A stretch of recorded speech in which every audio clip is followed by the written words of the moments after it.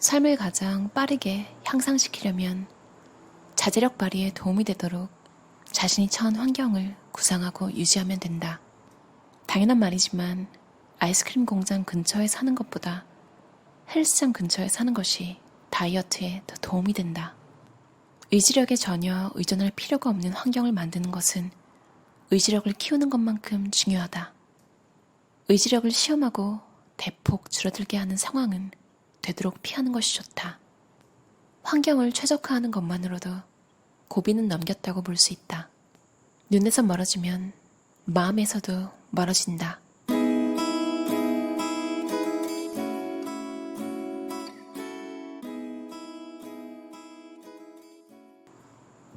정신사나운 환경에서 일하고 있다면 정리를 시작하자.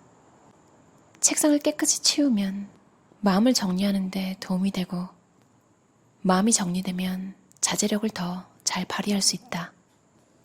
유혹을 즐기기 위해서 더 많은 노력이 필요할 때 그러고 싶은 생각도 줄어든다.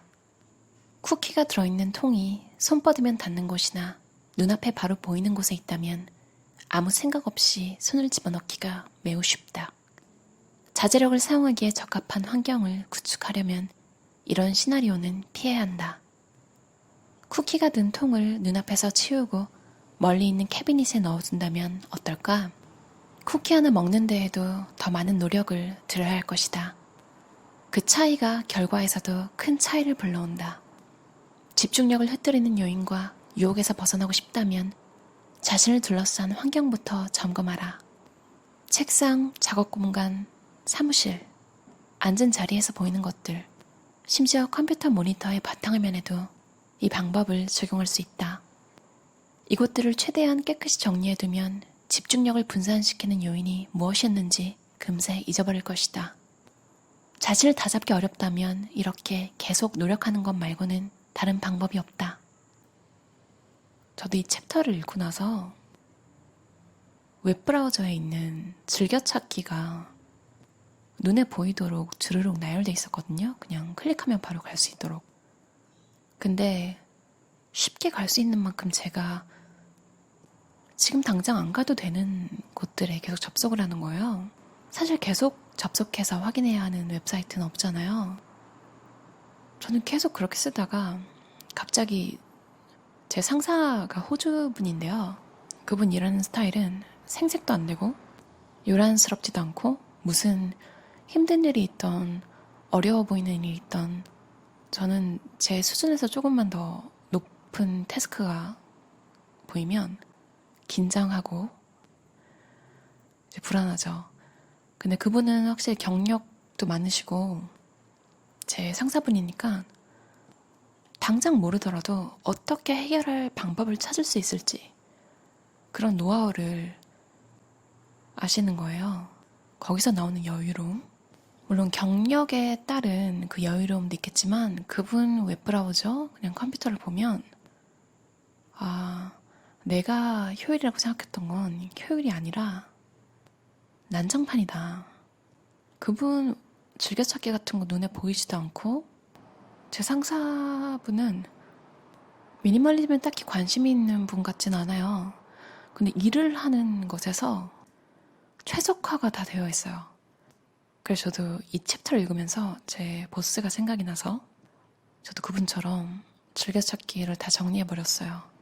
확실히 눈에 안 보이니까 쉽게 클릭해서 확인 안 해도 될 것을 확인하는 일이 확 줄더라고요. 그래서 지금 웹에 열린 그것에만 집중하는 효과도 있고요.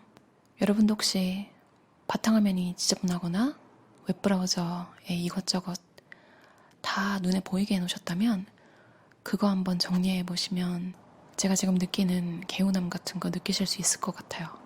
사람은 게으르기에 눈앞에 있는 것을 행복하게 받아들인다. 수많은 실험과 관찰 연구들이 인간은 기본값을 고르는 경향이 높다는 것을 입증하였으며 이것을 디폴트 효과라고 부른다. 의사결정을 하는데 에너지가 필요하기에 우리는 종종 에너지를 보존하고 결단을 피하기 위해 기본값을 선택한다. 의지력을 거의 사용하지 않고 자제력을 높일 수 있게 해주는 디폴트 효과를 활용한 방법은 수도 없이 많다. SNS에 계속 마음이 쓰인다면 그 어플리케이션 아이콘을 스마트폰의 뒤쪽으로 옮겨 첫 화면에 노출되지 않도록 한다. SNS에 접속했더라도 바로 로그아웃을 하여 다시 접속하기 번거롭게 하거나 아예 어플리케이션을 삭제한다면 정말로 필요할 때만 스마트폰을 쓰게 될 것이다. 일을 하는 와중에 아무 생각 없이 전화기를 집어드는 습관이 있다면 휴대전화 화면을 아래로 해서 놓거나 자리에서 일어나야만 손이 닿을 수 있는 거리에 두는 것부터 시작해보자. 반대로 바이올린 연습을 더 많이 하고 싶다면 책상 위에 악보를 펼쳐두자. 치즈를 더 많이 쓰고 싶다면 가방 속, 화장실, 스탠드 위, 소파 등 눈에 띄는 곳곳에 놓아두자.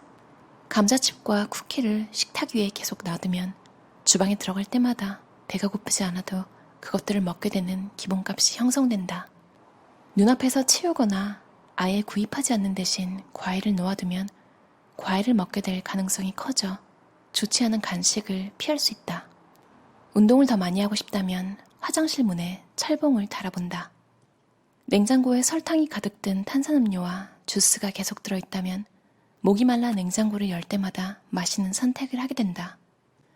하지만 이런 선택의 여지가 없다면 어쩔 수 없이 물이나 차를 마실 확률이 높아진다. 환경에서 오는 주의 분산 요인을 줄이면 마음을 정리할 수 있고 더욱 집중할 수 있게 되는 건 물론 효율성과 생산성이 높아진다. 약점을 보완해줄 사람을 곁에 둬라. 가족이 아닌 이상 여가를 함께 보낼 사람은 확실히 자신이 선택할 수 있다. 친구는 아주 현명하고 신중하게 골라야 한다. 가까이 있는 사람이 의사결정에 영향을 미치니 긍정적인 방향으로 이끌어주는 지렛대 역할을 해줄 수 있는 사람이어야 한다.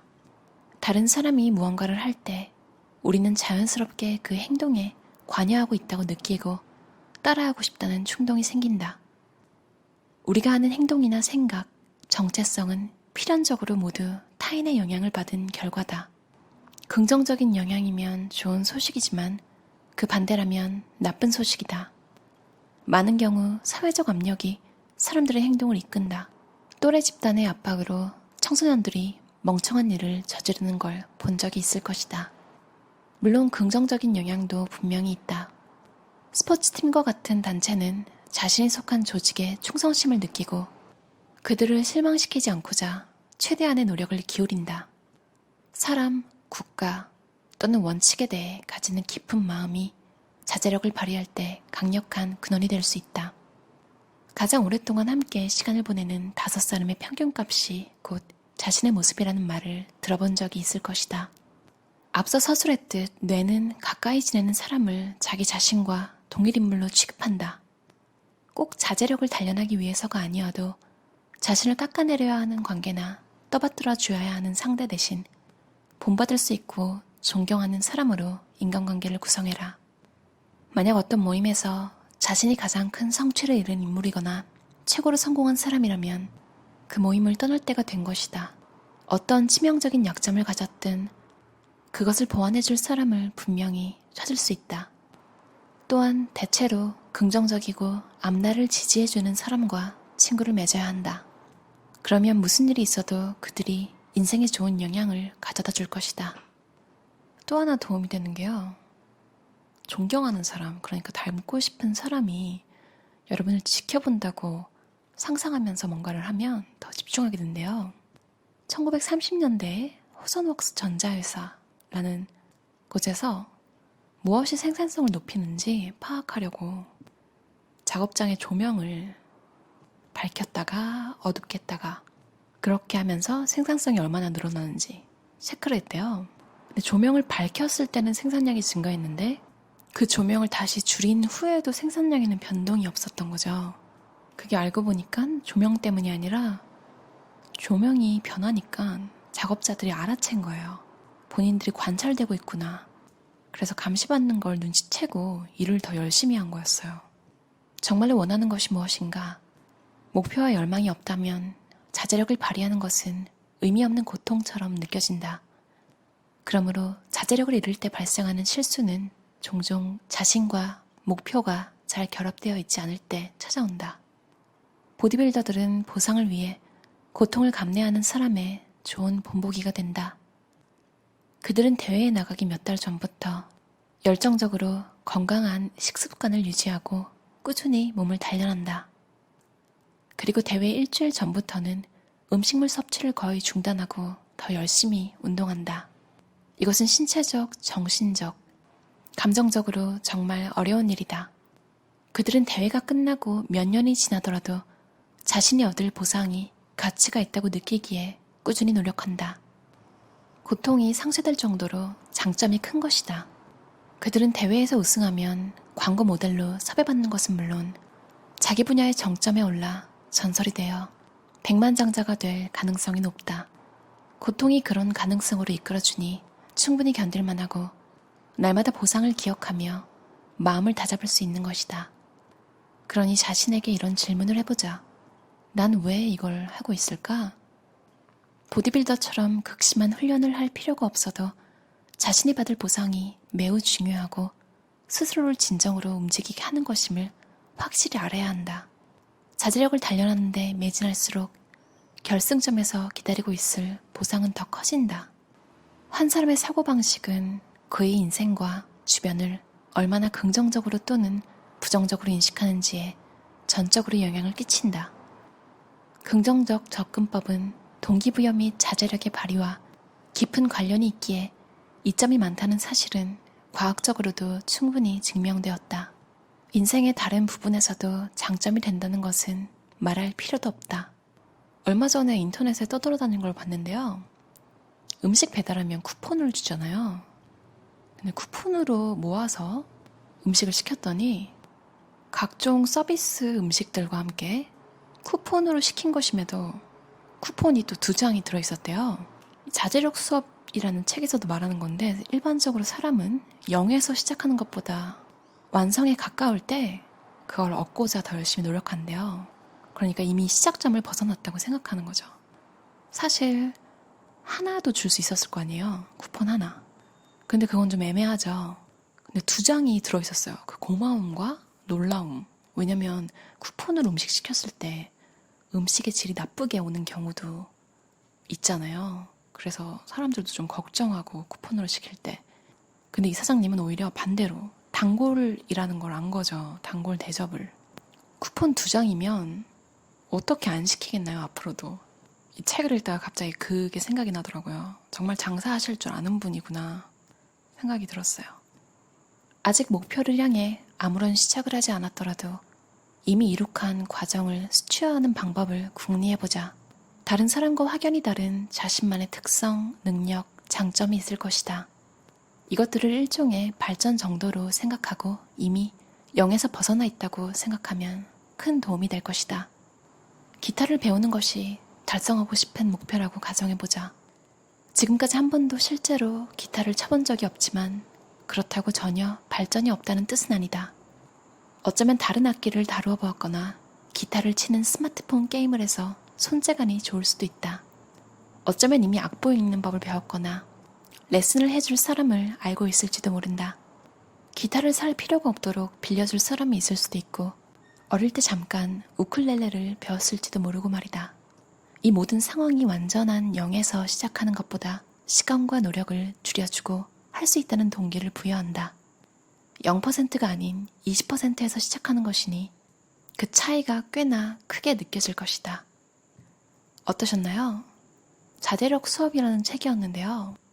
약간 습관 관련 책들이랑 내용이 좀 겹치는 게 있어요. 근데 오랜만에 이런 책을 다시 읽으니까 마음을 좀 다잡게 되고 특히 0%가 아니다. 뭔가를 시작할 때 생각해보면 우리가 살아온 만큼 뭔가 배워온 게 있을 거 아니에요. 쓸데없다고 생각했는데 생각해보니 지금 내가 배우고 싶은 것에 단 1%라도 도움이 되는 그런 게 있더라고요.